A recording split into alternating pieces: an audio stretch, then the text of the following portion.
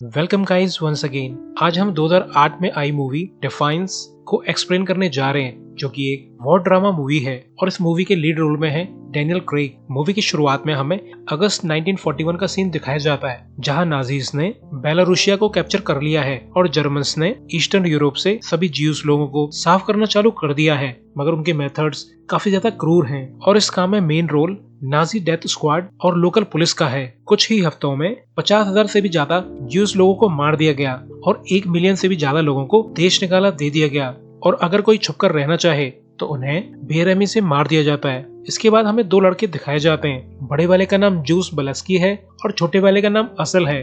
ये दोनों देखते हैं कि जर्मन्स कुछ लोगों को पकड़कर कहीं ले जा रहे हैं। जब ये लड़के अपने गांव लौटकर आते हैं तो ये देखते हैं कि हर तरफ लाशें ही लाशें हैं और इन्हीं लाशों में उनके पेरेंट्स की डेड बॉडी भी मौजूद है। जब ये लड़के अपने घर में जाते हैं तो ये देखते हैं कि उनका छोटा भाई एरोन एक जगह पे छुपा हुआ है।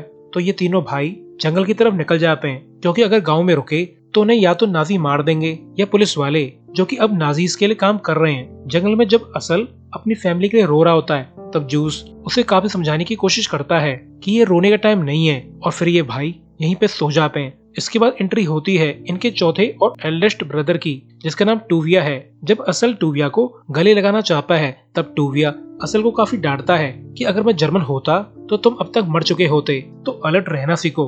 और फिर ये भाई एक दूसरे को कंफर्ट करते हैं, मगर इनकी बातों से पता चलता है कि जूस और टूविया के बीच में कुछ मनमुटाव है। खैर कुछ भी हो, ये सभी भाई हैं। इसके बाद चारों भाई जंगल में और अंदर जाने लगते हैं, क्योंकि वो जंगल में ज्यादा सेफ हैं। और दोनों बड़े भाइयों की बातों से ये पता चलता है कि ये दोनों मैरिड हैं और दोनों की अपनी अपनी फैमिली है। जूस की बीवी और बच्चे एक सेफ जगह पे छुपे हुए हैं। इसके बाद ये लोग बारिश में ही एक जगह छुपकर रात काटते हैं, मगर सुबह होने पर सबसे छोटा भाई एरोन यहाँ से गायब था। वहीं एरोन को कुछ ज्यूस लोग दिखाई देते हैं, जो कि उन्हीं की तरह जंगल में छुपे हुए हैं, जिनमें से एक लड़की काफी घायल थी। तो एरोन को इन पर तरस आ जाता है, तो वो इन लोगों को अपने भाई के पास ले आता है। और बच्ची की हालत देखकर टूविया को अंदाजा हो जाता है कि ये मुश्किल ही बचेगी। मगर जूस दूसरी बात से परेशान है कि वो लोग इतने लोगों को सपोर्ट नहीं कर सकते, क्योंकि उनके पास न तो इन लोगों को फूड प्रोवाइड करने की कैपेबिलिटी है और न ही इन्हें प्रोटेक्ट करने की। तो टूविया कहता है कि मैं कौशिक के पास जाऊंगा,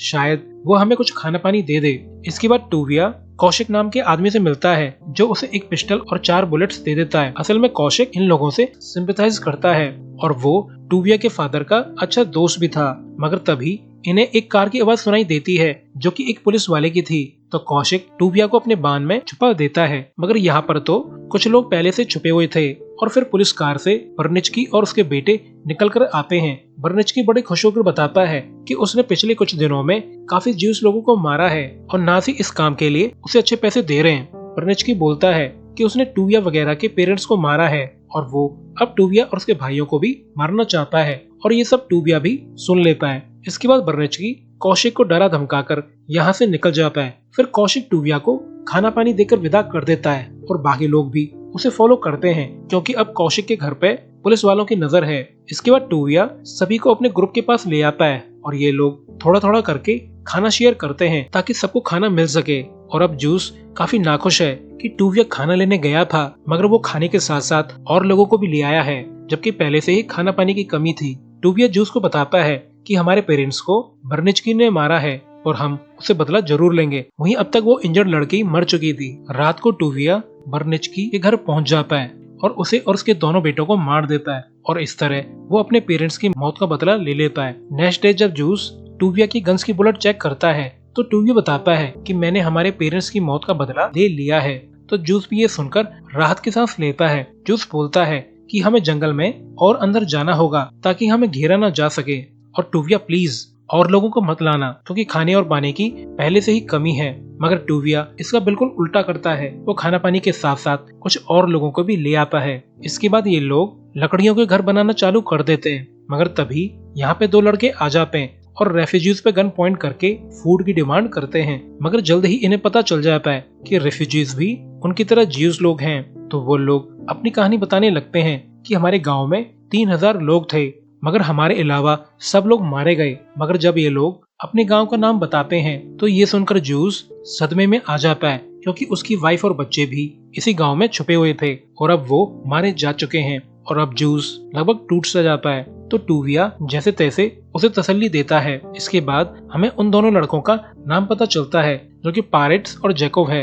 ये पूछते हैं कि तुम्हारे ग्रुप का नाम क्या है, तो असल अपने ग्रुप का नाम अपनी फैमिली के नाम पे बेलेस्की रख देता है। पायरेट्स बताता है कि हमने सुना है कि रशियंस ने अपने ग्रुप ऑर्गेनाइज करना चालू कर दिया है और उनके पास गन्स और वेपन्स भी हैं। रशियन जर्मन्स को मारकर उनके वेपन्स छीन लेते हैं। तो जूस बोलता है कि हमें भी जर्मन्स को मारना होगा, हमें बदला लेना होगा। टूविया जूस को समझाने की कोशिश करता है मगर कोई भी फायदा नहीं है। इसके बाद बेलेस्की ग्रुप वाले एक टाउन में जाते हैं और नाजी सपोर्टर्स को मारने लगते हैं। इसके बाद ये लोग रोड साइड में झाड़ियों में छुपकर जर्मन्स का इंतजार करते हैं और एक मोटरसाइकिल वाले को गिराकर उसे मार देते हैं। मगर तभी यहाँ पर पीछे से एक जर्मन जीप आ जाती है तो ये लोग फिर से झाड़ियों में छुप जाते हैं। मगर जर्मन्स को पहले वाले जर्मन की बाइक दिख जाती है तो वो लोग इस एरिया को चेक करने लगते हैं। तभी जूस एक सोल्जर पे हमला कर देता है और बाकी लोग जीप वाले लोगों पर हमला कर देते हैं। मगर जब कुछ सोल्जर्स भागने का ट्राई करते हैं तब जूस मशीन गन से सभी को मार देता है और फिर ये लोग जीप से गन, फूड और दारू वगैरह सब ले लेते हैं। मगर इनकी किस्मत सच में फूटी थी क्योंकि तभी इनके सामने से एक जर्मन ट्रक आ जाता है जिसमें से जर्मन्स इन सभी लोगों पर फायरिंग करना स्टार्ट कर देते हैं और कई लोग मारे जाते हैं। और इस सब में असल को रोड की दूसरी तरफ भागना पड़ जाता है और कई जर्मन सोल्जर असल के पीछे पड़ जाते हैं और बेचारे टूविया और जूस को यहाँ से भागना पड़ता है क्योंकि वो लोग आउट नंबर्ड थे। इसके बाद अगली सुबह दिखाई जाती है और अब टूविया काफी अपसेट है क्योंकि असल उनसे बिछड़ गया है और अब वो न जाने कैसा होगा और वो इस सब का जिम्मेदार जूस को मानता है। इसके बाद हमें यहाँ पर बेंजियोन नाम का आदमी दिखाया जाता है। वो बताता है कि मेरे भी विलेज के काफी लोग मारे गए हैं। तो ये सुनकर बाकी लोग रोने लगते हैं क्योंकि कुछ लोग बैन के गांव के थे। फिर सभी लोग होपलेस होने लगते हैं और आपस में ही झगड़ने लगते हैं और टूविया पे चिल्लाने लगते हैं जैसे टूविया की ही रिस्पॉन्सिबिलिटी हो इन्हें प्रोटेक्ट करना। खैर अच्छे लोगों को कभी भी अच्छे से ट्रीट नहीं किया जाता। तो टूविया चिल्लाते हुए बोलता है कि अगर हमें जिंदा रहना है तो हमें इकट्ठे रहना होगा क्योंकि हम लोग जर्मन से बदला लेने की हालत में नहीं है, तो जियो जब तक जी सकते हो। इसके बाद टूविया, जूस और जियोन कौशिक के पास खाना पाने के लिए जाते हैं मगर कौशिक तो पहले ही मारा जा चुका है और एक बोर्ड पर लिखा हुआ था कि जियो लवर। और इसके बाद ये लोग कौशिक को प्रॉपरली दफना देते हैं। इसके बाद कौशिक की वाइफ इन्हें एक सीक्रेट जगह दिखाती है जिसमें असल छुपा हुआ था और उसे देखकर जूस काफी खुश है। जूस देखता है कि यहाँ पर दो लेडीज भी छुपी हुई हैं। जवान वाली का नाम छाया है और दूसरी वाली का नाम बेला है और जूस को बेला पसंद आ जाती है। इसके बाद ये लोग अपने कैंप लौट आते हैं। टूविया नोटिस करता है कि असल छाया को बार बार देख रहा है तो टूविया कहता है कि अगर तुम्हें छाया पसंद है तो उससे जाकर बात करो। तो असल अपने बिग मिशन पर चल देता है। तो ये सब देखकर टूविया भी स्माइल करता है। इसके बाद जूस वगैरह एक राह चलते आदमी को रुकवा लेते हैं। असल में ये आदमी एक दूध वाला है जो कि जर्मन्स के लिए दूध लेकर जा रहा था। जब ये लोग दूधिया से दूध मांगते हैं तो वो घबराते हुए बोलता है कि अगर जर्मन्स को पूरा दूध नहीं मिला तो वो लोग मुझे मार देंगे। तो ये लोग उसका आधा ही दूध लेकर यहाँ से निकल जाते हैं और इतना सामान देखकर रेफ्यूजीज काफी खुश हैं। इसके बाद बेंजियोन टूविया को आकर इन्फॉर्म करता है कि यहाँ पर न्यू रेफ्यूजीज आए हैं, उनके हिसाब से तुम्हारी वाइफ मारी गई है। और ये सुनकर टूविया अपसेट तो है मगर वो सरप्राइज्ड नहीं है क्योंकि उसे इस सब का अंदाजा पहले से था। वहीं बेला की जूस से अच्छी खासी जमने लगी है और वो अच्छे से समझती है कि जूस काफी लोनली है। और इसी टाइम एरोन देखता है कि वो दूधिया जिससे जूस वगैरह ने दूध चुराया था वो अपने साथ काफी सारे जर्मन सोल्जर्स को और बेलारूसियन पुलिस वालों को इनकी कैंप की तरफ लेके आ रहा है। तो एरोन जल्दी से कैंप वालों को इन्फॉर्म कर देता है कि काफी सारे जर्मन्स इधर आ रहे हैं। टूविया जल्दी से ऑर्डर देने लगता है ताकि रेफ्यूजीज सेफ जगह पे भाग जाएं। रेफ्यूजीज जल्दी से जंगल में अंदर जाने लगते हैं और कुछ बहादुर लोग जर्मन्स का सामना करने के लिए यहीं पर रुक जाते हैं और फिर ये लोग जर्मन्स पे अंधाधुंध फायरिंग करने लगते हैं। फायरिंग बंद होने के बाद टूविया पुलिस वालों से कहता है कि तुम लोग बेलारूसिया से हो तो तुम लोग जर्मन्स के लिए क्यों लड़ रहे हो। तो वो दूधिया चिल्लाता है कि जिंदा रहने के लिए। इसके बाद पुलिस वाले और सोल्जर्स यहाँ से वापस लौट जाते हैं क्योंकि रात होने वाली है और रात में जंगल में रहना काफी खतरनाक है। जूस काफी अपसेट है कि उस दूध वाले को शुरू में ही मार देना चाहिए था और अब कैंप को रिलोकेट करना पड़ेगा और सर्दियां आने वाली हैं और हमारे पास प्रॉपर शेल्टर भी नहीं है। ऐसे तो हम लोग जल्द ही ठंड में मारे जाएंगे। इसके बाद बेलेस के रेफ्यूजी कैंप वाले जंगल की गहराइयों में जाने लगते हैं और ये लोग तो काफी बड़ी तादाद में हैं। जब टूविया और जूस स्काउटिंग पे जाते हैं तब उन दोनों को रशियंस घेर लेते हैं और इन्हें अपने अड्डे की तरफ ले जाने लगते हैं जहाँ पर इनकी मुलाकात रशियन कैंप के लीडर विक्टर से होती है। विक्टर कहता है कि मैंने सुना है कि कुछ ज्यूस गैंग वाले विलेजर्स को लूट रहे हैं जो कि हमारे सपोर्टर हैं। तो टूविया कहता है कि अगर तुम विलेजर से खाना पानी लो तो वो सही है, और अगर हम लें तो वो चोरी है। तो विक्टर बोलता है कि हम रेड आर्मी के सोल्जर हैं। तो टूविया बोलता है कि हम लोग एक ही मदरलैंड के लोग हैं, हमें आपस में झगड़ना छोड़कर हमारे कॉमन एनिमी जर्मन्स को टारगेट करना चाहिए। तो विक्टर कहता है कि तुम अपने बेस्ट फाइटर को यहाँ हमारे कैंप लेकर आओ, और इस ऑर्डर के लिए टूविया तुरंत मान जाता है। असल में गाइस, बेलारूस और रशिया दोनों ही 1940s में सोवियत यूनियन का पार्ट थे, तो ये लोग एक ही मातृभूमि के हैं, और इसलिए टूविया विक्टर के ऑर्डर को फॉलो करने के लिए राजी है। इसके बाद रेफ्यूजीज रहने के लिए घर बनाने लगते हैं ताकि वो लोग सेफली सर्दियां काट सकें, और इसी वक्त असल कुछ न्यू रेफ्यूजीज को कैंप ले आता है। न्यू रेफ्यूजीज में एक सुलेमान नाम का आदमी बोलता है कि वो गेटो क्वार्टर से आया है, और जर्मन्स ने फरमान जारी किया है कि अगर गेटो क्वार्टर से एक भी बच्चा मिसिंग हुआ तो वो लोग क्वार्टर्स के सभी लोगों को मार देंगे। और बदकिस्मती से छाया के पेरेंट्स भी इसी क्वार्टर्स में रहते थे, तो छाया असल से हेल्प मांगती है कि प्लीज मेरे पेरेंट्स को बचा लो। इसके बाद टूविया और जूस के बीच में तगड़ी फाइट चालू हो जाती है, क्योंकि टूविया और रेफ्यूजीज को बचाकर यहाँ पर लाना चाहता है, जबकि जूस को लगता है कि हमें और रेफ्यूजीज को यहाँ पर नहीं लाना चाहिए, क्योंकि यहाँ पर ऑलरेडी खाना पानी की बहुत कमी है। फाइट के बाद जूस बोलता है कि मैं रशियन आर्मी कैंप में ज्वाइन होने जा रहा हूँ, मैं उनके साथ मिलकर जर्मन से लड़ूंगा, अगर कोई मेरे साथ चलना चाहता है तो वो चल सकता है। तो कुछ फाइटर्स उसके साथ चल देते हैं और कमांडर विक्टर की पार्टी में जाकर शामिल हो जाते हैं। वहीं टूविया और असल गेटो क्वार्टर्स में पहुंच जाते हैं और वहाँ के ज्यूस लोगों से जाकर मिलते हैं और उन्हें अपने साथ चलने के लिए कहते हैं, वरना सब मारे जाएंगे। तो ये लोग काफी हेजिटेट करने के बाद टूविया के साथ चलने के लिए राजी हो जाते हैं, जिनमें छाया के पेरेंट्स भी शामिल थे। और फिर ये लोग रात के अंधेरे में धीरे धीरे चोरी छुपे यहाँ से निकल जाते हैं और बेलेस्की कैंप की तरफ जाने लगते हैं। वैसे गाइस, इतने सारे डरे सहमे लोगों को लीड करना इतना भी आसान नहीं होता। छाया भी अपने पेरेंट्स से मिलकर काफी खुश है और बाकी लोग भी काफी खुश हैं, क्योंकि न्यू बैच में काफी प्रोफेशनल लोग हैं जो कि कैंप में हेल्प कर सकते हैं। इसके बाद टूविया सभी के सामने एक टचिंग स्पीच देता है कि इस कैंप में सब लोग बराबर हैं, सभी को काम करना पड़ेगा और वुमेन्स को भी फाइट करना सीखना पड़ेगा, और स्पेशली हालात सुधरने तक नो प्रेगनेंसीज, और हम जल्द ही न्यू होम्स तैयार कर लेंगे। इसके बाद सभी लोग नई उम्मीद के साथ काम पर लग जाते हैं। कुछ कपड़े सिलने लगते हैं, कुछ गन्स चलाना सीखते हैं। सभी लोग बेटर फ्यूचर के लिए कड़ी मेहनत करने लगते हैं। वहीं दूसरी तरफ रशियंस रेलवे ट्रैक पर माइंस लगा रहे होते हैं ताकि जर्मन ट्रेन्स को उड़ा सकें। इसके बाद बेला असल से कहती है कि तुम छाया को प्रपोज क्यों नहीं करते, तुम दोनों एक दूसरे को पसंद करते हो ना। तो असल हिम्मत करके छाया को मैरिज के लिए प्रपोज कर देता है और छाया भी खुशी से उसका प्रपोजल एक्सेप्ट कर लेती है और फिर इन दोनों की शादी हो जाती है। अब ठंडी भी पड़ना चालू हो गई है और सभी लोग असल और छाया के लिए काफी खुश हैं। और इसी बीच रशियन सोल्जर झाड़ियों के पीछे छुपकर जर्मन कॉन्वॉय पर नजर रख रहे होते हैं और फिर ये लोग जर्मन्स पे फायरिंग करना स्टार्ट कर देते हैं। एक तरफ असल की शादी का जश्न चल रहा होता है और दूसरी तरफ भयानक लड़ाई चल रही होती है, मगर थोड़ी ही देर में ये रशियंस सभी जर्मन्स को मार देते हैं। इसके बाद दिसंबर 1941 का सीन दिखाया जाता है और अब विंटर्स अपनी पीक पर थी, सब कुछ जमा हुआ था और लोगों के लिए खाना पानी की भी काफी कमी पड़ रही थी।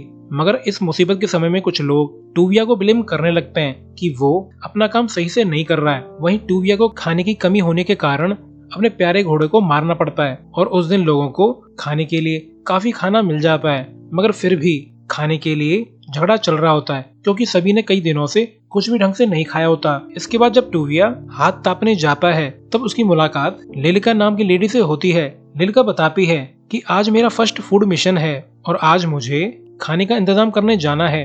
तो टूविया उसे अपना फर कोट दे देता है और अपनी पिस्टल भी, ताकि लिलिका सेफ रहे। इसके बाद एक वुमेन टूविया को इन्फॉर्म करती है कि कैंप में एक अजीब तरह की बीमारी फैल रही है, इस बीमारी से 2 लोग ऑलरेडी मर चुके हैं और हमें कुछ करना होगा। इसके बाद जब लिलिका कुछ खाने के सामान को लेकर कैंप की तरफ लौट रही होती है तभी उसके सामने एक भेड़िया आ जाता है जो लिलिका पे हमला कर देता है और लिलिका से गलती से गोली चल जाती है और भेड़िया मारा जाता है। लिलिका फिर इस भेड़िए को लेकर कैंप की तरफ चल देती है और ये लेडी तो सच में काफी स्ट्रॉन्ग है। इसके बाद टूविया विक्टर के पास जाता है और कहता है कि हमारे कैंप में बीमारी फैल रही है, हमें कुछ दवाइयाँ चाहिए, मगर विक्टर इसके लिए मना कर देता है और कहता है कि हमें भी मेडिसिन की जरूरत है। जब इनके बीच में बहस चल रही होती है तो जूस इन्हें शांत कराते हुए बोलता है कि पास के एक टाउन में एक पुलिस स्टेशन है जहाँ पे दवाइयाँ मिल सकती हैं और हम लोग वहाँ पे हमला कर सकते हैं। तो ये लोग मान जाते हैं और फिर रात के अंधेरे में पुलिस स्टेशन तक पहुँच जाते हैं। मगर अब टूविया बहुत खांस रहा होता है, तो जूस बोलता है कि तुम कार में ही रुको क्योंकि तुम बहुत ज्यादा बीमार हो। यानी टूविया को भी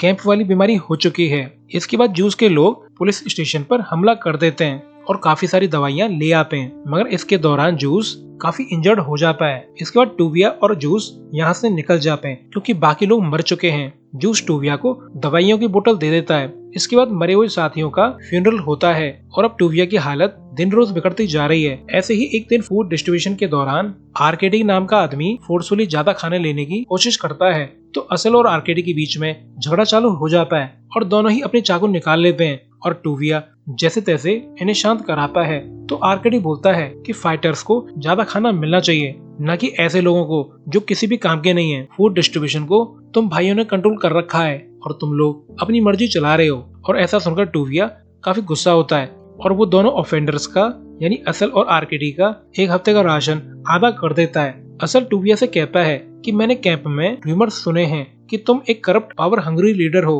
और अब तुम इस कैंप को लीड करने लायक नहीं हो। मगर टूविया इस बात का कोई भी जवाब नहीं देता। गाइस, देखा आपने, टूविया ने इस कैंप के लोगों के लिए न जाने क्या क्या किया, मगर फिर भी उसे बुराइयां मिल रही हैं और बेचारे टूविया की हालत अब बद से बदतर होती जा रही है। एक दिन कुछ आवाजें सुनकर टूविया बाहर निकल कर आता है, तो वो देखता है कि आरकेडी और उसके दोस्त मौज मस्ती कर रहे हैं और वो लोग छाया से फोर्सफुली फूड सर्व करवा रहे हैं और वो भी बिना लाइन में लगे हुए। टूविया देखता है कि असल के फेस पर काफी चोट के निशान हैं, यानी आरकेडी की पार्टी ने असल को पीटा है और आरकेडी ने टूविया की हेल्थ प्रॉब्लम का फायदा उठाकर कैंप पर लगभग कब्जा सा जमा लिया है। आरकेडी टूविया से कहता है कि कैंप की न्यू पॉलिसी ये है कि फाइटर्स को बाकियों से ज्यादा खाना मिलेगा और अब तुम इस कैंप के कमांडर भी नहीं हो। तो टूविया आरकेडी को गोली मार देता है और कहता है कि इस ग्रुप का लीडर मैं हूँ और सभी को मेरे ऑर्डर फॉलो करने पड़ेंगे, वरना मैं तुम्हारा भी यही हश्र करूंगा जो आरकेडी का हुआ है। और अगर किसी को कैंप छोड़कर जाना है तो वो जा सकता है। इसके बाद लिलिका टूविया की केयर करने लगती है और फिर कुछ ही दिनों में टूविया की तबीयत सुधरने लगती है और दोनों ही अपनी प्री वॉर लाइफ के बारे में बातें करने लगते हैं। ऐसे ही काफी दिन निकल जाते हैं और अब तो धूप भी निकलना चालू हो जाती है, यानी स्प्रिंग टाइम आ चुका है और ये सूरज की किरण न्यू होप लेकर आई है। इसके बाद ग्रुप वाले अपना ग्रुप फोटो करवाते हैं और अब समय है अप्रैल 1942 का। मगर जब लेडीज मस्ती कर रही होती हैं, तभी तमारा नाम की लेडी डरी सहमी से खड़ी थी। तमारा लिलिका को बताती है कि मैं प्रेग्नेंट हूँ, मगर लीडर टूविया ने स्पेशली वार्न किया था कि नो प्रेगनेंसी, मगर मुझे तो जर्मन सोल्जर्स ने रेप किया था, अब मैं क्या करूँ। तो लिलिका कहती है कि कोई बात नहीं, टूविया तुम्हारी सिचुएशन जरूर समझेगा। और कुछ दिन बाद पेट्रोल के दौरान टूविया को बच्चे की रोने की आवाज सुनाई देती है, तो वो जाके चेक करता है कि कैंप में न्यू बेबी हुआ है।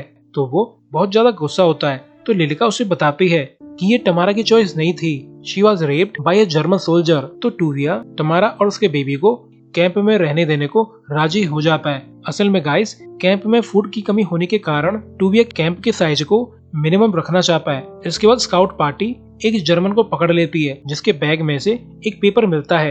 तो इन्हें पता चलता है कि 2 दिनों में जर्मन की एक पूरी डिवीजन जंगल में एंटर करने वाली है और वो लोग अपने हर दुश्मन को मार देंगे, यानी इन रेफ्यूजीज, रशियंस सभी को। तो ये जानकर रेफ्यूजीज इस जर्मन को पीट पीट कर मार डालते हैं। वहीं रशियंस को भी पता चल जाता है कि जर्मन्स जंगल में एंटर करने वाले हैं, तो वो लोग जंगल छोड़कर जाने की तैयारी करने लगते हैं। मगर जब जूस प्रोटेस्ट करता है तो विक्टर कहता है कि ब्लेस्की ग्रुप का सेक्रीफाइस होना जरूरी है, तभी हम लोग सेफली जंगल से भाग पाएंगे, क्योंकि जर्मन्स का ध्यान उन पर होगा और हमें भागने का मौका मिल जाएगा। विक्टर कहता है कि जूस, अगर तुमने मेरा कैंप छोड़कर जाने की कोशिश की तो मैं तुम्हें और तुम्हारे आदमियों को गोली मार दूंगा। वहीं टूविया ऑर्डर्स दे देता है कि पैकअप, हम लोग अभी यहाँ से निकल रहे हैं क्योंकि जर्मन्स कभी भी हमला कर सकते हैं। तो सभी लोग जल्दी जल्दी सामान इकट्ठा करने लगते हैं, मगर तभी जर्मन प्लेन्स इनकी तरफ आने लगते हैं और इन पर बॉम्ब गिराने लगते हैं, जिसमें काफी लोग मारे जाते हैं। जब जर्मन प्लेन्स यहाँ से चले जाते हैं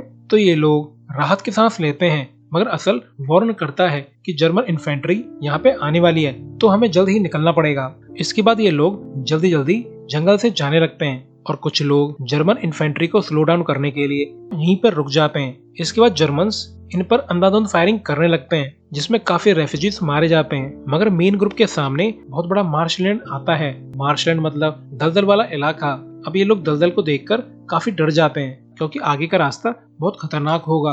तो असल टूविया को बोलता है कि मेरे भाई, जर्मन ट्रूप्स तेजी से यहाँ पे आ रहे हैं, तो हमें निकलना होगा वरना हम सब मारे जाएंगे। फिर ये सभी लोग हिम्मत करके इस दलदली इलाके को पार करने लगते हैं। सभी ने एक दूसरे का हाथ पकड़ा हुआ था, अगर कोई एक फंसता तो दूसरा उसे निकाल लेता, और ऐसे ही करके ये लोग इस खतरनाक रास्ते से आगे बढ़ जाते हैं और काफी मेहनत और तकलीफों के बाद ये सेफ लैंड एरिया में पहुंच जाते हैं। और जब ये लोग रेस्ट कर रहे होते हैं तभी इन्हें जर्मन टैंक की आवाज सुनाई देती है, तो ये लोग जल्दी से कवर ले लेते हैं। मगर फिर जर्मन टैंक और सोल्जर इनके काफी सारे लोगों को मार देते हैं, मगर फिर भी ये लोग फाइट बैक करते हैं, मगर ये लोग टैंक का कुछ भी नहीं बिगाड़ पाते। तो टूविया दूसरी साइड से जर्मन्स पे हमला कर देता है और काफियों को मार देता है। मगर जब बाकी सोल्जर्स जंगल की तरफ आने वाले थे तभी जूस और उसकी पार्टी भी यहाँ पे आ जाती है और सभी जर्मन्स को मार देते हैं। और फिर जूस टैंक पे चढ़ जाता है और उसमें बम डाल देता है, यानी इस जर्मन पार्टी का खेल खत्म। इसके बाद सभी लोग जर्मन्स के आर्म्स और एम्युनिशन ले लेते हैं। बेला भी जूस को देखकर